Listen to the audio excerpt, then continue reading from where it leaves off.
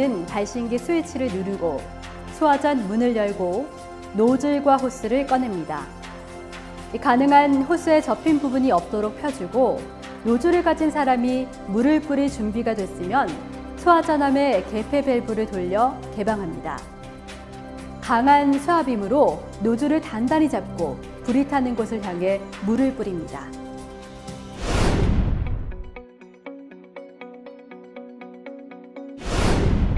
불타고 있는 곳을 파악하여 비상구를 찾아 피난 방향을 결정하도록 합니다. 젖은 수건을 코와 입에 대고 낮은 자세로 벽을 따라 나아갈 수 있도록 유도합니다. 화염에 둘러싸였을 때는 창구 가까이에 위치하도록 합니다. 당황하여 뛰어내리지 말고 옥상 등으로 대피하여 구조를 기다리는 것도 하나의 방법입니다.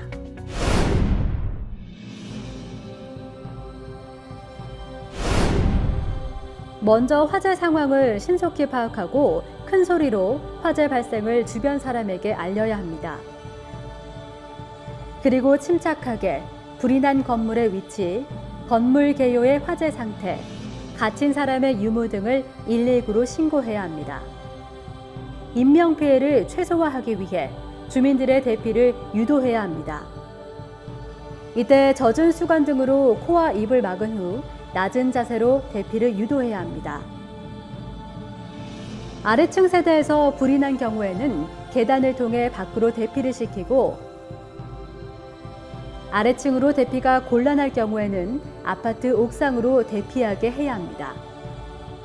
엘리베이터는 화재와 동시에 대부분의 전원이 차단돼 엘리베이터가 멈추고 실내가 유독가스로 가득 차기 때문에 매우 위험합니다.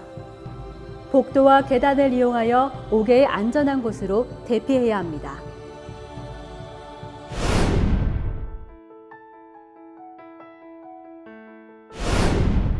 구조요원은 2인 1조로 활동하는 것이 안전합니다.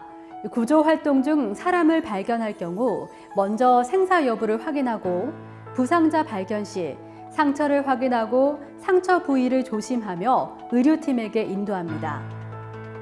옥내로 진입할 경우 계단, 난간, 벽체를 따라 진입하되 비상시 탈출구를 인지하고 있어야 합니다. 고열 혹은 유독가스 발생 시 창문 등을 부수어 공기를 소통시킵니다.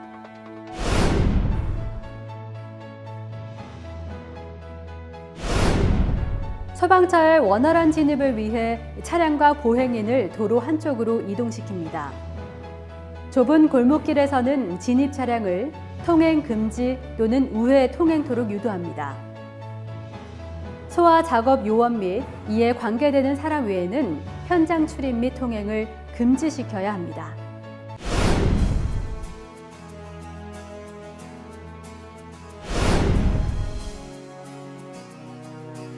최근 북한의 경제가 최악의 상황에 처해 있고 가장 강력한 동맹국이었던 중국과 러시아가 과거와 같은 군사적 지원은 물론 한반도에서 전쟁을 원하지 않기 때문에 북한이 자력으로 무력 도발을 감행할 능력이나 가능성은 거의 없습니다.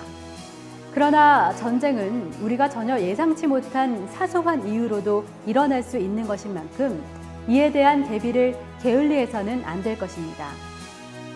6.25 당시 탱크 한 대도 없었던 우리의 방위력이 이제는 북한을 압도할 정도로 증강되었을 뿐만 아니라 한미 연합 방위 체제가 공고하게 구축돼 있어 북한의 어떠한 무력 도발도 초기 단계에서 격퇴할 수 있으며 특히 경제력의 측면에서 보면 지금 우리의 국력은 북한보다 월등하여 비상사태가 다소 장기화되더라도 이를 능히 대처할 능력이 있습니다. 그럼에도 불구하고 전쟁이 일어났을 시 가족과 이웃을 보호하고 나아가 국민의 생명과 재산을 지켜야 할 임무를 지닌 민방위의 전시 행동 요령에 대해 알아보도록 하겠습니다.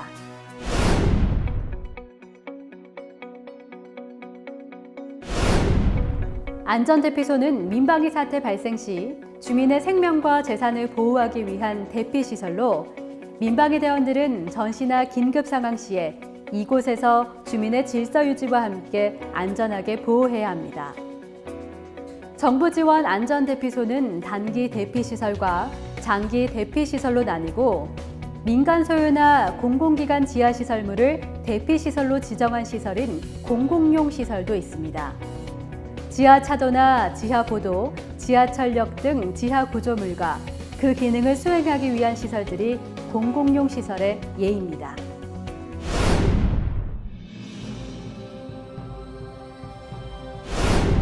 경계경보. 적의 공격이 예상될 때 사이렌으로 1분 동안 평탄음을 울리고 라디오, TV, 확성기 등으로도 경보 방송을 합니다. 공습경보. 적의 공격이 긴박하거나 공습 중일 때 사이렌으로 3분 동안 파상음을 울리고 라디오, TV, 확성기 등으로도 경보 방송을 합니다. 화생방 경보.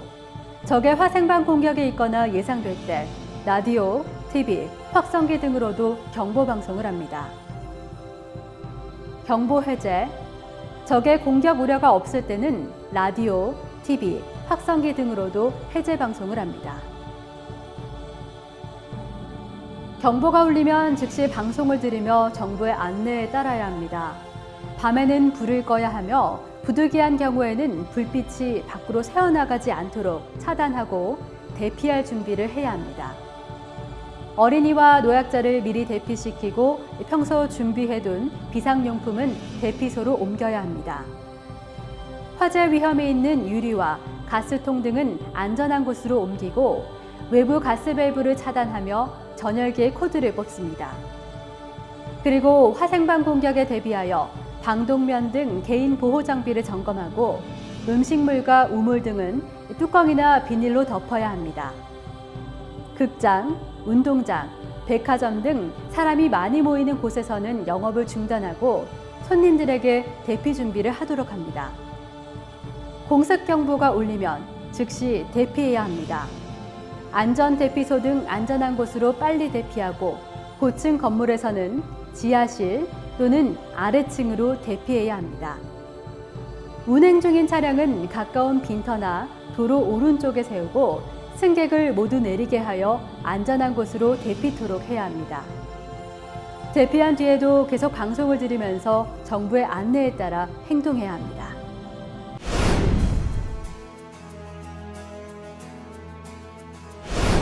민방위대원은 대장의 지시에 따라 긴급 구조 및 소화 활동에 임해야 합니다. 소방차가 도착할 때까지 각 가정과 직장에 있는 소화 장비와 구조대, 줄 사다리 등의 구조 장비를 활용하여 소화 작업과 인명 구조 작업을 도와야 합니다. 구조 활동은 부상자, 노약자 등 부상이나 위험 정도에 따라 우선순위를 정하여 침착하게 구조해야 합니다. 화생방 공격으로 오염된 환자는 우선 오염 지역이 아닌 곳으로 옮긴 뒤 옷을 벗기고 오염된 피부를 비눗물로 씻어준 후 증상에 따라 호흡을 편하게 해주어야 합니다.